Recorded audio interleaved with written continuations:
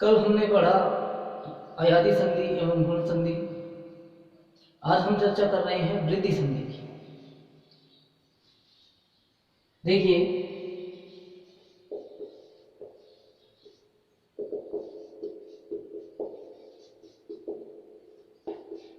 आज का हमारा टॉपिक है वृद्धि संधि। देखिए, वृद्धि संज्ञा विधायक जो सूत्र है,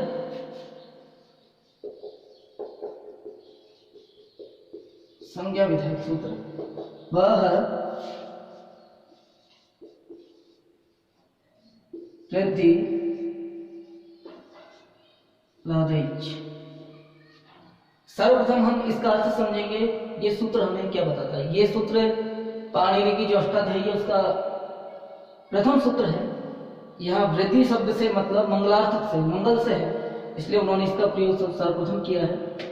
इस सूत्र का मतलब होता है कि आत एच वृद्धि संज्ञः स्यात्। आत एच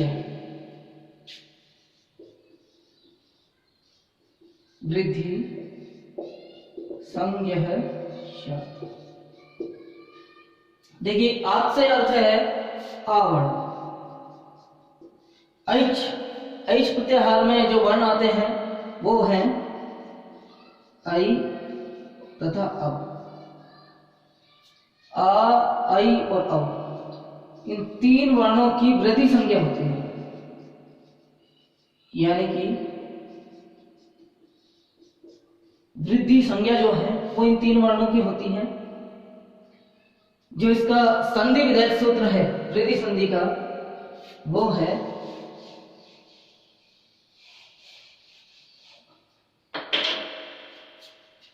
संधि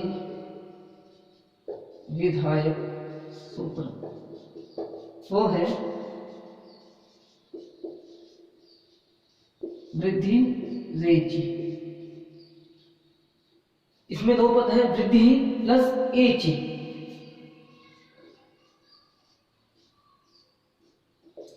एच प्रत्याहार में आने वाले वर्ण कौन कौन से हैं? ए, ओ, आई, औ। ये चार वर्ण जो हैं वो एच प्रत्याहार में आते हैं। यह सूत्र हमें बताता है कि अ या आ के पश्चात यदि एच आए, यानी ए, ओ, आई, औ आए, तो दोनों के स्थान पर वृद्धि रूप एक आदेश हो जाता है। एक आदेश का अर्थ है कि दोनों वर्णों के स्थान पर परिवर्तन होगा। प्रथम ए या आ के स्थान पर भी, और सामने जो ए, आई है, ओ, औ है, इन दोनों वर्णों के स्थान पर परिवर्तन होगा। यह एक आदेश कहलाता है।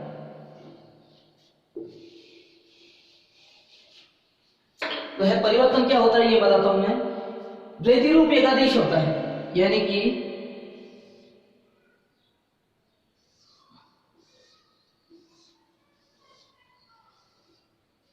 ए तथा आई आने पर, ए यहाँ के पश्चात ए तथा आई आने पर दोनों वर्णों के स्थान पर आई हो जाता है।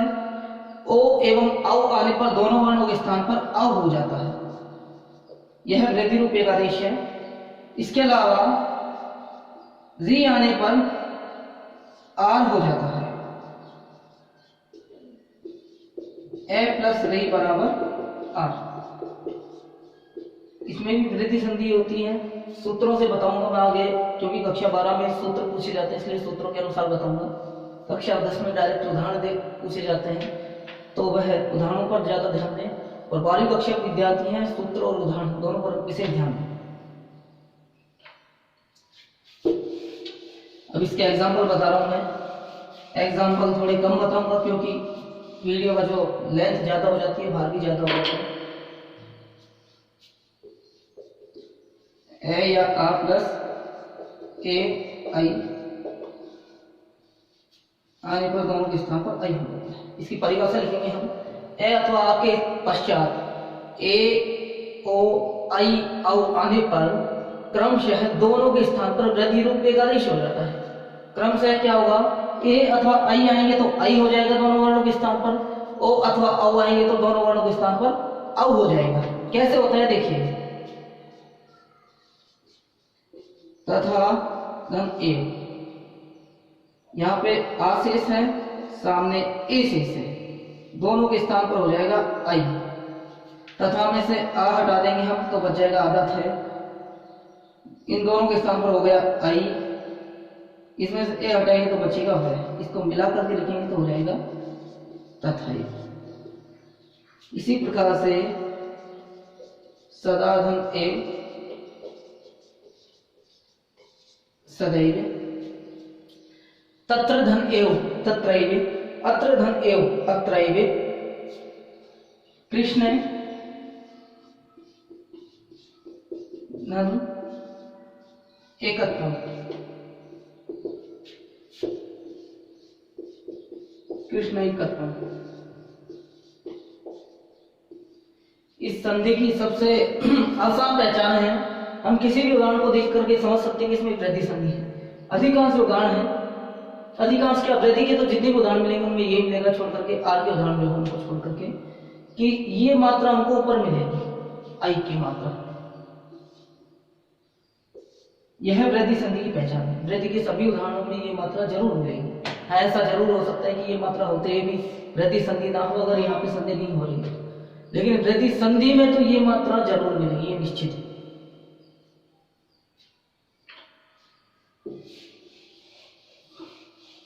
आगे हम चर्चा करते हैं आई के एग्जाम्पल लिखा है, कृष्ण धन ऐश्वर्य, अधन आई, दोनों के स्थान पर आई हो जाएगा और ये हो जाएगा कृष्ण ऐश्वर्य। इसी प्रकार से ओ अथवा औ आने पर दोनों औ के उदाहरण देखते हैं हम। ए अथवा आ के पश्चात ओ तथा औ आने पर दोनों वर्णों के स्थान पर औ हो जाता है। किस प्रकार से होगा देखिए, गंगा धन ओघ है,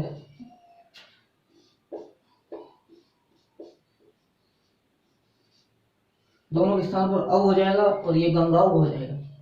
इसी प्रकार से महा धन औषधि,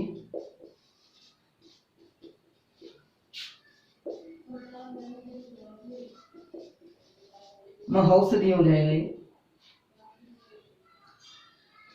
तव धन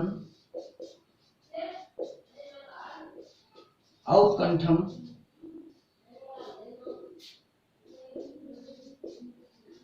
तवोत्कंठम हो जाएगा ये।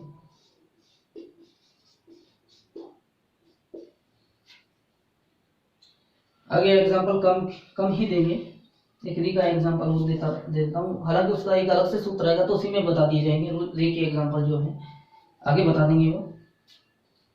अब हम आगे चलते हैं नेक्स्ट सूत्र की ओर।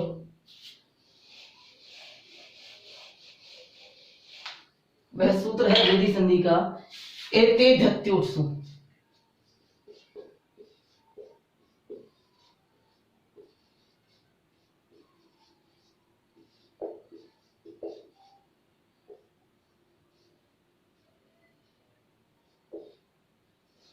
के बारे में चर्चा करते हैं।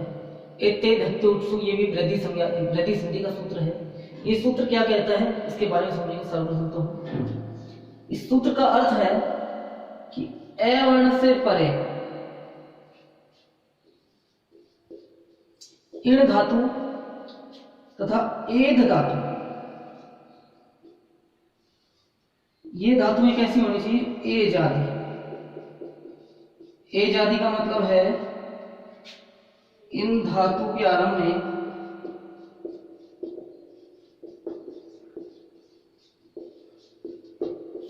ए आई ओ औ ये वर्ण होने चाहिए। एच धन आदि, एच धन आदि एज आदि हो गए, ये वर्ण होने चाहिए इन धातुओं के आरंभ में। तो यहाँ पे दोनों के स्थान पे वृद्धि रूप एकादेश हो जाएगा। ये सूत्र स्पेशली कक्षा 12 के लिए है, तो 12वीं के विद्यार्थी विशेष ध्यान देवें। जो मैं एग्जाम्पल लिखवा रहा हूँ, अगर वो एग्जाम्पल परीक्षा में आते हैं तो हमको इसी सूत्र का प्रयोग करना होगा, न कि वृद्धि रेखी सूत्र का। देखिए किस प्रकार से, जैसे कि उपधन एति, ये एण धातु है जिसका मतलब जाना होता है। यहाँ पे एज धातु हो गई है क्योंकि इसका आरंभिक वर्ण जो है ए है। एज आदि का मतलब जिन धातु के आरंभ में ए तथा ओ, आई, औ ये आए वह एजादी धातु है, तो यह एजादी धातु हो गई। और इण धातु का रूप है एति, तो ए के पश्चात ए आएगा तो ये क्या हो जाएगा, दोनों के स्थान पर वृद्धि रूप एकादेश हो जाएगा, वृद्धि हो जाएगी ये, और उपैति हो गए। इसी प्रकार से उपधन एदते, ये एद धातु है, इण धातु और एद धातु, ये एद धातु है, और यह हो जाएगा उपैदते। इसी प्रकार से इसमें एक शब्द और जुड़ा है, ऊठ, जिसका एग्जाम्पल लिखवा रहा हूं मैं कि ए के पश्चात इण धातु आए, एद धातु आए अथवा ऊठ धातु आए, जिनका आरंभिक वर्ण ए, आई, ओ, औ हो, तो दोनों के स्थान पे वृद्धि रूप एकादेश हो जाएगा। जैसे कि पृष्ठ धन ऊह, ये ऊठ धातु है, ऊह, ये हो जाएगा पृष्ठौह।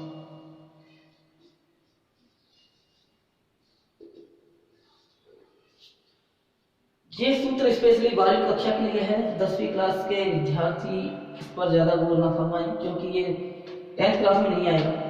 12वीं कक्षा के लिए ये स्पेशली पृष्ठ धन ऊह, पृष्ठौह है। यहाँ पे ऊठ से हुआ है, ध्यान रखना है ए वर्ण के पश्चात इण अथवा एद धातु अथवा ऊह धातु आए, ऊठ धातु जिनके आरंभ में ए, आई, ओ, औ ये वर्ण हो, तो दोनों के स्थान पे वृद्धि रूप एकादेश हो जाता है।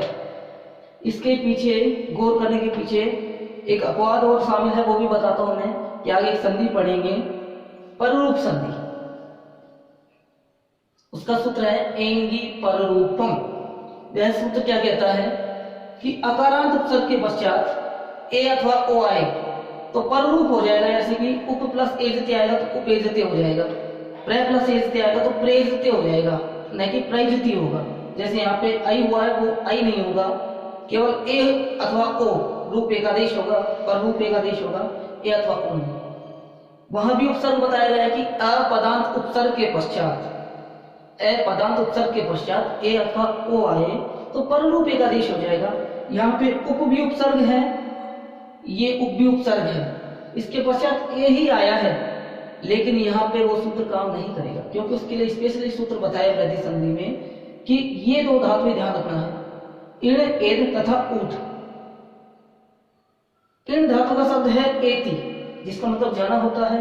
एद धातु का शब्द एदते है, ऊठ धातु का शब्द है ऊह, पृष्ठ। या फिर आप ये एग्जाम्पल ही याद कर लें, आएंगे तो यही एग्जाम्पल आएंगे, इनको ही आप ध्यान में रखें। अगर ये एग्जाम्पल आते हैं तो इसके लिए सूत्र लगेगा इत्येतत्सु, और संधि होगी वृद्धि संधि। चलिए अब नेक्स्ट देखिए, ये वार्तिक क्या कहता है इसके बारे में समझेंगे हम। अक्षात उहिन्याम उपसंख्यानम, इसका अर्थ होता है कि यदि अक्ष्य पद से परे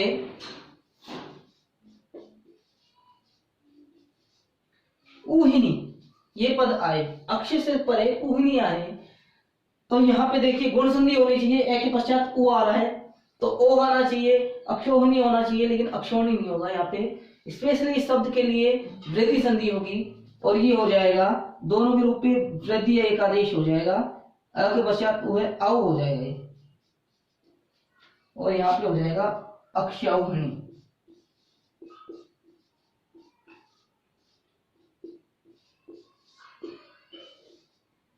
ये जो शब्द है ये सेनाओं की संख्या से संबंधित शब्द है अक्षौहिणी, इसका मतलब सेना होता है।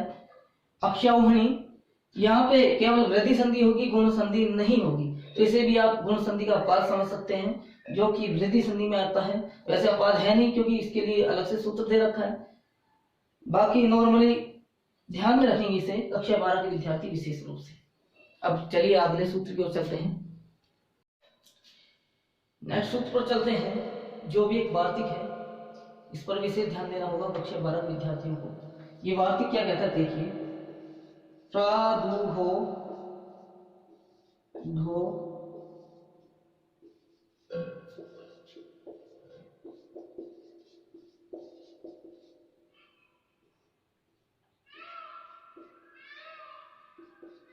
इस सूत्र को कहेंगे प्रादुर्भो ढोढ्यश्य। इसको अलग अलग करके पढ़ेंगे, प्रादुर्भो ढोढ्य ढ्यश्य। प्रादुर्भो ढोढ्य ढ्यश्य। इसका अर्थ क्या होता है समझिए पहले तो। प्र उपसर्ग से के पश्चात ऊह, ऊढ़, ऊढ़ी, एषः और एष्य शब्द आए। प्र उपसर्ग के पश्चात ऊह, ऊढ़, ऊढ़ी, एष और एष्य पद आए तो दोनों के स्थान पर इस ए और ऊ, सामने जो ऊ और ए है, दोनों के स्थान पर वृद्धि रूप एक आदेश होता है। ये ध्यान रखिए, प्र उपसर्ग के पश्चात ऊह, ऊढ़, ऊढ़ी, एष्य और एष्य ये पद आए तो दोनों पदों के स्थान पर, दोनों वर्णों के स्थान पर वृद्धि रूप एक आदेश होता है। इसका विशेष ध्यान रखें इस सूत्र का। यह भी जो पररूप संधि उसका अपवाद है, जो मैंने बता दी भाई। अकारांत उपसर्ग के पश्चात ए अथवा ओ आएगा तो क्या हो जाएगा, पररूप एक आदेश हो जाएगा। तो यहाँ पे ए और ए आ रहा है तो भी नहीं होगा पररूप एक आदेश। गुण संधि का भी अपवाद है कि ए के पास ऊ आएगा तो ओ हो जाएगा, यहाँ पे ओ भी नहीं होगा, वृद्धि रूप एक आदेश होगा। तो इसे देखना, ये गुण और पररूप दोनों का अपवाद है।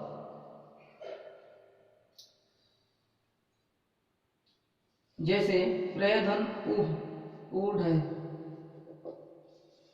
ये हो जाएगा प्रौढ़ है। प्रौढ़ ना होकर के प्रौढ़ हो गया, औ हो गया। अब के पश्चात ओ आ रहा तो औ हो गया, वृद्धि रूप एक आदेश। इसी प्रकार से प्रधन ऊढ़ी, ये प्रौढ़ी होगा। प्रधन एष्यः, प्रैष्यः होगा। और प्रधन एष्यः, प्रेष्यः होगा। इनमें से कोई भी एग्जाम्पल आए, हमें ये सूत्र लिखना है, प्रादुर्भो ढोढ्यो एष्येष्यो। ये सूत्र ही लिखना है। इस बात का विशेष ध्यान रखेंगे कक्षा 12 के विद्यार्थियों के लिए। चलिए अब नेक्स्ट सूत्र की ओर चलते हैं, जो कि 10वीं और 12वीं दोनों कक्षाओं में विशेष रूप से उपयोगी है। 10वीं में भी इसके एग्जाम्पल आते हैं तथा 12वीं में आता है। 12वीं में सूत्र का नाम भी लिखना है, कक्षा 10 में हम सूत्र का नाम नहीं लिखेंगे। ये वार्तिक है, देखिए, प्र वत्स तरह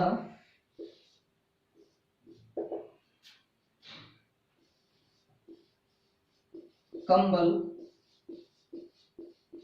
वसनान दशानाम ऋणे। ये सूत्र है, प्रवत्सर कंबल वसनान दशानाम ऋणे। इस सूत्र का अर्थ क्या होता है ये समझेंगे पहले। प्र वत्स तरह है, कंबल वसन ऋण दश्य।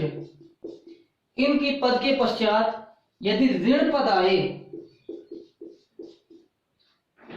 इन पदों के पश्चात ऋण पद आएगा तो इनके अंत में जो ए है, इनके अंत में जो ए है, इस ए के स्थान पर वृद्धि आदेश हो जाएगा, आ हो जाएगा। सामने री है तो उरण रपर है, इस सूत्र से री के स्थान पे रे आदेश होगा और ये हो जाएगा आर। किस प्रकार से होता है इसके एग्जांपल देखिए, जैसे प्रे धन ऋणम प्राणम, किस प्रकार से हुआ देखिए, समझिए इसको। सबसे पहले एक के बाद में री आ रहा है तो ए की वृद्धि होगी आ और ये हो जाएगा प्रा।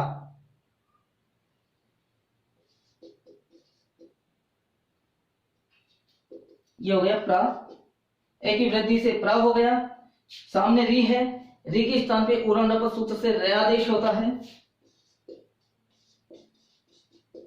रे के आगे कोई स्वर नहीं है तो ये रे के रूप में ऊपर चला जाएगा और ये हो जाएगा प्राण। इसी प्रकार से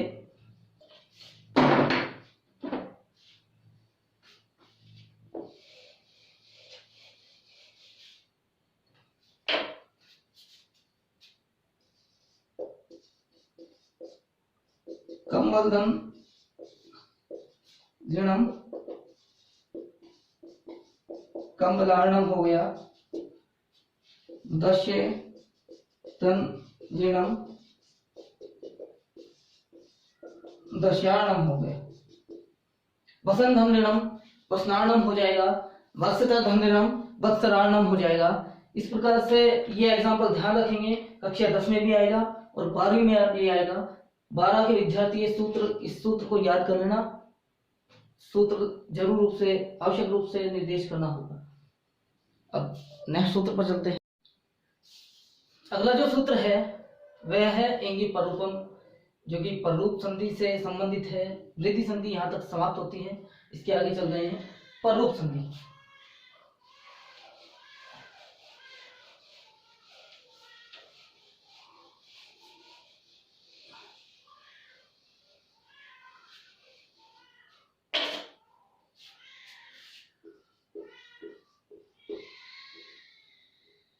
पररूप संधि किसे कहते हैं, इसका जो संज्ञा विधायक सूत्र है पररूप, वो है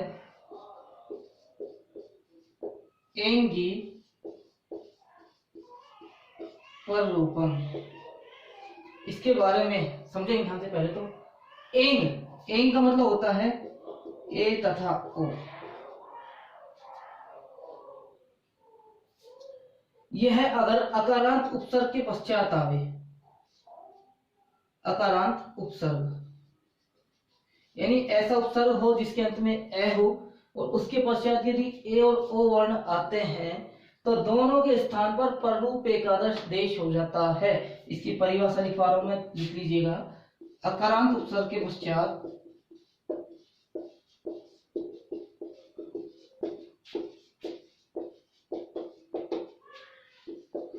ए तथा ओ, केवल ये दो ही वर्ण आए, ध्यान रखना, यहाँ पे आई और औ नहीं होगा, ए और ओ वर्ण आने पर दोनों के स्थान पर पररूप एकादेश हो जाता है। अकारांत उपसर्ग के पश्चात ए अथवा ओ वर्ण आए तो दोनों वर्णों के स्थान पर पररूप एकादेश हो जाता है।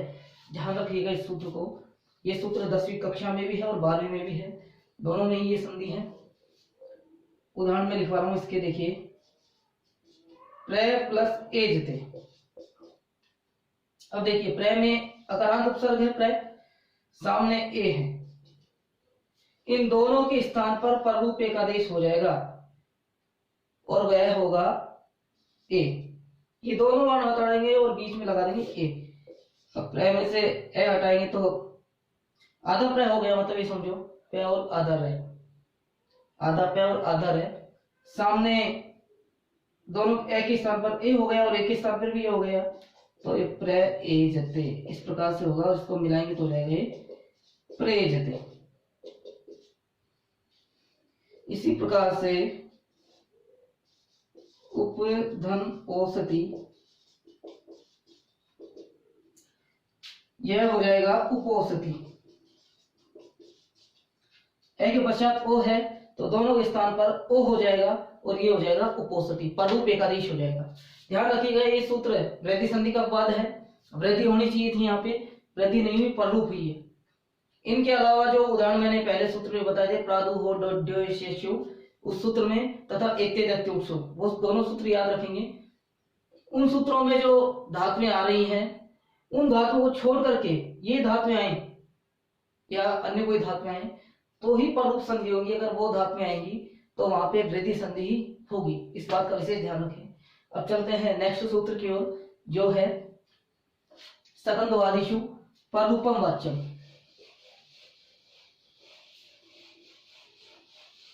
उससे पूर्व एक सूत्र और आता है अचो अंत्यादि टी, जो कि टी संज्ञा विधायक सूत्र है कि टी संज्ञा क्या होती है, लेकिन उस सूत्र को मैं इसी में बता दूंगा। पहले इस सूत्र को देखते हैं। सकंदवादिषु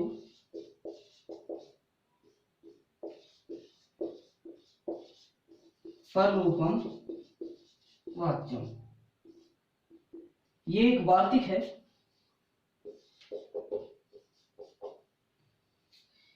इस सूत्र का मतलब क्या होता है समझिए पहले तो।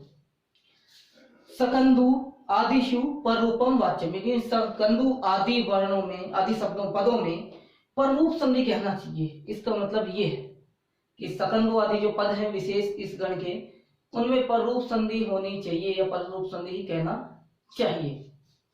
किस प्रकार से होता है ये समझाता हूं आपको। ये एक गण है, इसमें कुछ निश्चित शब्द हैं, वो पदों को याद कर लीजिएगा, जो उदाहरण में लिखवा रहा हूं उस पदों को याद कर लीजिएगा, वही पद आएंगे इसके एग्जाम्पल में। जैसे कि शक धन अंधु, अंधु का मतलब कुआ होता है, शक एक जाति है सपो का कुआ। ए के पश्चात ए आ रहा है तो वृद्धि संधि होनी, ये दीर्घ संधि होनी चाहिए, सकांदु होना चाहिए था, लेकिन यहाँ पे सकांदु ना होकर के सकंदु होता है। वो किस प्रकार से होता है देखिए, एक टी संज्ञा और होती है, उसके बारे में बता देता हूं मैं। वह संज्ञा है अचो अंत्यादि टी। इस टी संज्ञा का मतलब समझिए पहले तो कि अंतिम अच की टी संज्ञा होती है, अंतिम अच यानी कि अंतिम स्वर की। सक पद में अंतिम स्वर कौन सा है? ए है, ये अंतिम स्वर है, इसकी कौन सी संज्ञा हो जाएगी? टी संज्ञा। और टी संज्ञा का मतलब है इत संज्ञा और उस वर्ण का हो जाता है लोप। जिस वर्ण की टी संज्ञा होती है उसका लोप हो जाएगा, तो यहाँ पे सक शब्द में अंतिम ए की टी संज्ञा होगी, यानी कि इसका लोप हो जाएगा और ये हो जाएगा शक अंधु। इसे जब मिलाकर लिखेंगे तो ये हो जाएगा सकंदु। इसको ध्यान रखना, यहां टी से मतलब अंतिम स्वर से है।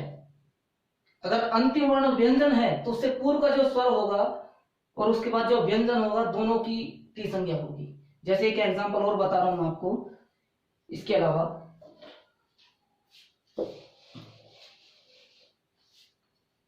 जैसे उदाहरण है मनस धन ईसा, यहां पे अंतिम वर्ण जो है स्वर न होकर के व्यंजन है से, तो टी संज्ञा किसकी होगी? इस से पूर्व जो ए है, जो नए में मिला हुआ है ए, इस ए की तथा इसके बाद आने वाले से, दोनों की टी संज्ञा हो जाएगी, यानी इस समूह की ही टी संज्ञा होगी। तो इस अस की टी संज्ञा हो जाएगी और टी संज्ञा जिसकी होती है उसका लोप हो जाता है। तो इसमें से अस हटा देंगे तो बच गया ये मन धन ईसा और इसकी संधि होगी मनीषा। इसी प्रकार से कुछ उदाहरण और दे रहा हूं मैं।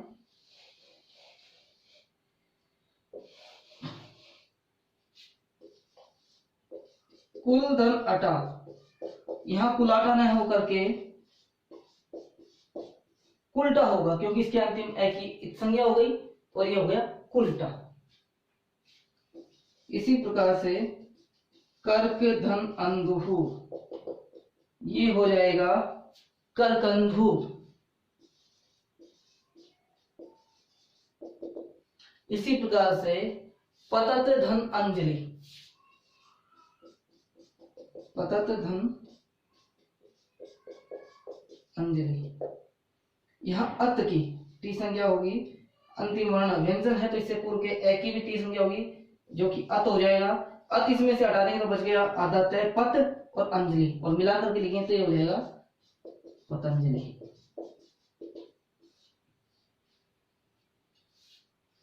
तो ये कुछ उदाहरण हैं जिनको हम याद रखेंगे। विशेष रूप से यही उदाहरण आते हैं इस संधि के अंतर्गत। अगर इनमें से कोई उदाहरण आए तो ही ये संधि करनी है, अन्यथा दीर्घ ही संधि ही होगी। इन उदाहरणों को ध्यान रखना, ये सभी सकंदु आदि गण में सम्मिलित हैं। परीक्षा में आए तो पररूप संधि करनी है, इनमें किस प्रकार से हुई है वो बता दिया। टी संज्ञा का मतलब होता है अंतिम अच यानी कि स्वर की अथवा स्वर से पहले स्वर के बाद कोई व्यंजन है तो उन दोनों की टी संज्ञा होगी, और जिस वर्ण की टी संज्ञा होती है उसका लोप होता है और बाकी बचे हुए में संधि हो जाती है। जैसे कि मनीषा है उसमें अंतिम अस की टी संज्ञा हुई, पतंजलि में अंतिम अत की टी संज्ञा हुई, करकंतु में अंतिम ए की टी संज्ञा हुई, और बच गया आधा के, इसमें ए मिलेगा तो करकंदु हो जाएगा। इसी के साथ हमारा ये जो पररूप संधि है ये भी समाप्त हो जाती है। कल हम चर्चा करेंगे दीर्घ संधि पर, और जो अच संधि प्रकरण है इसे समाप्त करेंगे। धन्यवाद।